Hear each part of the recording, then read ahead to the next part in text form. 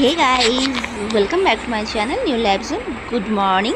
সকলে ভাবছেন যে আমি সকাল সকাল জামা নিয়ে বসে পড়েছি, কোনো কাছে নেই, কী করবো। এই সময় তো গায়ে একটা জামা হচ্ছে না, সেই জন্য পাশের সাইডগুলো সেলাইগুলো আমাকে খুলে ফেলতে হচ্ছে। তো জানি না আমি আবার আমার ফিগারে কবে ফিরে আসবো।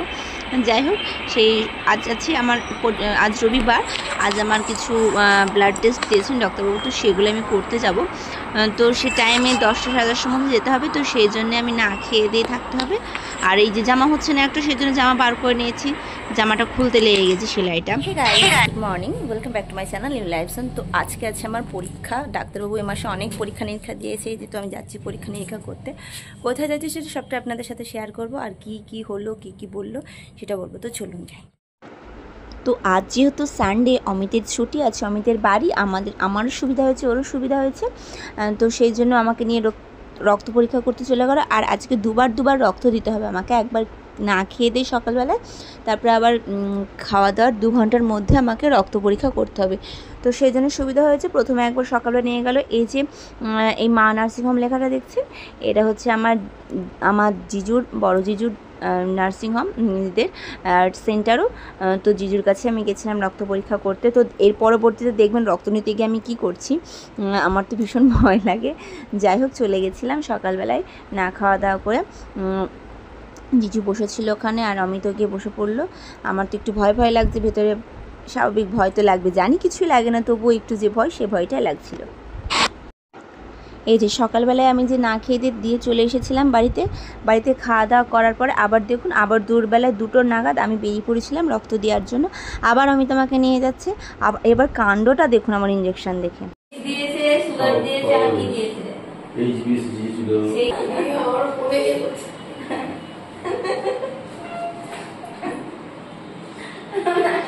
এটা জোরে বাজাতে হয়, তাই কি হয়েছে? কিছুই হয়নি। সকাল থেকে খানি বললাম বাউন্সারে সকালে থেকে। আরে সকালে 8:30 থেকে তারপর যাওয়ার সময় পেয়েছি।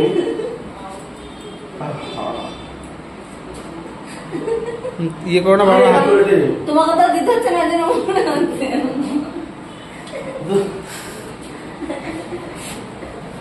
আর টানলে হয় না, একটু হাতটা মুখ করো, ছবি করো, আলো করো।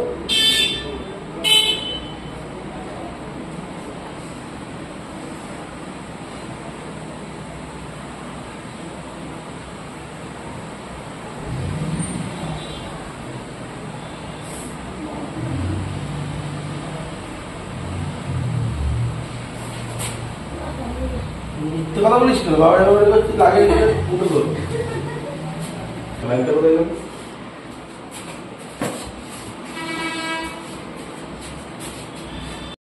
তো আমার মতো এরকম রক্ত দিতে গিয়ে কারা এরকম করেন, আমি কিন্তু জিজুর কাছে কি এরকম করি, বিশ্বাস করুন। আর বলে না, যেখানে যেমন মানুষ যখন সময় হয় ঠিক তেমন সে সেখানে নিজের মতো নিজেকে তৈরি করে ফেলে। আমিও কিন্তু তাই জিজুর কাছে বলেই কিন্তু এরকম করছিলাম। আমি যখন সেন্টারে রক্ত দিতে যাই, হেলথ সেন্টারে, তখন কিন্তু এরকম করি না, তখন কিন্তু আমি একেবারেই বসে পড়ি। তখন জানি তো আমার পাশে কেউ নেই, সুতরাং দিতে হবে, করতে হবে। তো সেই জন্য সেই মেন্টালিটিটা নিজের মধ্যে চলে আসি, দেখবেন। তো যাই হোক, এরকম আমার মতো কে করেন অবশ্যই কমেন্টে জানাবেন। আর তারপর দিন ছিল সোমবার, শ্রাবণ মাসের। তো অমিত সেই জন্য কিছু ফল নিয়ে আসছিল, তো হাই স্ট্রিট দিয়ে আসছিলাম।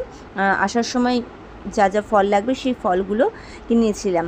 আর আমার জন্য অমিত কিনে নিয়েছিল খাওয়ার জন্য ফল টল। আর এই সময় বিশ্বাস করুন, ভীষণ কিন্তু উপভোগ করছি জিনিসটাকে। মা হওয়া সত্যি মুখের কথা নয়। আর ওয়েদার দেখছেন, ওয়েদার তো ভীষণ মেঘ করেছিল। যেটা বলছিলাম, মা হওয়া সত্যি মুখের কথা নয়, সেটা আমি আগে ভীষণ ফিল করেছি। এখন তো যখন নিজে আমি কনসিভ করেছি, তখন নিজে আরও হাড়ে টের পাচ্ছি। মায়ের মুখেও শুনেছি মায়ের কষ্ট, আমার দিদিকেও দেখেছি, আমার ছোট ননদিনীকেও দেখেছি। তো সেই জন্য এইগুলো আমাকে আর না বোঝাতে হয় না, আমি আগে থেকে কিন্তু বুঝতে পারতাম যে সত্যি মা হওয়া মুখের কথা নয়। মা হওয়ার যে মুহূর্তগুলো, প্রত্যেকটা প্রতি পদক্ষেপে আমি কিন্তু সত্যি উপভোগ করছি। আর এই যে অনুভূতিটা কিন্তু দারুণ সুন্দর, ভীষণ সুন্দর, আমার তো ভীষণ ভালো লাগছে। রক্ত দেওয়ার পরে বাড়ি চলে এসেছিলাম। আসার পর তো খাওয়া দাওয়া হয়ে গেছিলো। দেখতে পেলেন যে ভীষণ মেঘ করেছে, আর ভীষণ বৃষ্টি, প্রচণ্ড বৃষ্টি হয়েছে। আর এদিকে তো বর খেলতে বসে পড়েছে। আর হ্যাঁ, মা যে হওয়াটার যে অনুভূতিগুলো, সেই মা হওয়ার সত্যি অনুভূতিগুলো আমি কিন্তু প্রচুরভাবে দারুণ কিন্তু এনজয় করছি, ভীষণ উপভোগ করছি, খুব ভাল লাগছে। কিন্তু ছোটো ছোটো যে এই অনুভূতিগুলো না, এগুলো সারা জীবন স্মৃতি হয়ে থাকবে। আর হ্যাঁ, আমি কিন্তু এখন থেকে না 6 মাসের সময় থেকে কিন্তু আমি ফিল করতে শুরু করেছি আমার বেবির মুভমেন্টগুলো। তার আগে 5 মাসে কিন্তু আমি বুঝতে পারিনি, অনেকে বলে 5 মাসে বোঝা যায়, আমি কিন্তু বুঝতে পারিনি, 6 মাসের সময় থেকে আমি বুঝতে পেরেছি। আর ভীষণ ভালো লাগছে। রাতে তো প্রচুর পরিমাণে বৃষ্টি এসেছিলো, ভীষণ ভীষণ ভীষণ বৃষ্টি হয়েছে। যাই হোক, আর আজকের দেখুন দুপুরের মেনুতে কী কী ছিল সেটা দুপুরবেলায় শেয়ার করা হয়নি, তাই রাতে আপনাদের সাথে শেয়ার করছি। আপনারা কিন্তু কমেন্টে বলবেন কী কী হয়েছিল। আমি কিন্তু আজকে আর জানাচ্ছি না যে আমাদের কী কী রান্না হয়েছিল, সেটা আপনারা কমেন্টে বলে দেবেন।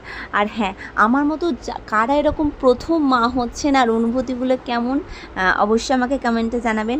আমার তো ভীষণ ভালো লাগছে, আগেই বলেছি, এখনও বলছি, আবারও বলছি। আর হ্যাঁ, যেমন এই ফিলিংসটাও যেমন সুন্দর একটা অনুভূতি, প্রথম অনুভূতিটাও যেমন সুন্দর, তেমন কিন্তু আমার যে একটা ভয় আছে ভিতরে ডেলিভারির দিন, সেই যে ভয়টা আমি এখনও কাটাতে পারছি না, সেটা আমার মনে ভীষণভাবে জেঁকে ধরছে। আমি জানি এটা খুবই খারাপ, যত আমি ভয় করব তত ভয় পাবো, এটা একদম প্রমাণিত, নিজেই আমি সেটা ফিল করছি। আর ওটির দিনের যে ভয়টা, সত্যি ওটা ভীষণভাবে যেমন আমার মনের মধ্যে কাজ করছে, ঠিক সেটা আমি কাটিয়ে উঠতে পারছি না। জানি না এখন কি হবে, আমার কপালে কি আছে আমি বলতে পারছি না। তো কিছু খাবার, রাতের খাওয়া হয়ে গেছিলো আবার, তারপর খাবার কিছু কাজ ছিল, কাজ করে চলেছিলাম। Good night.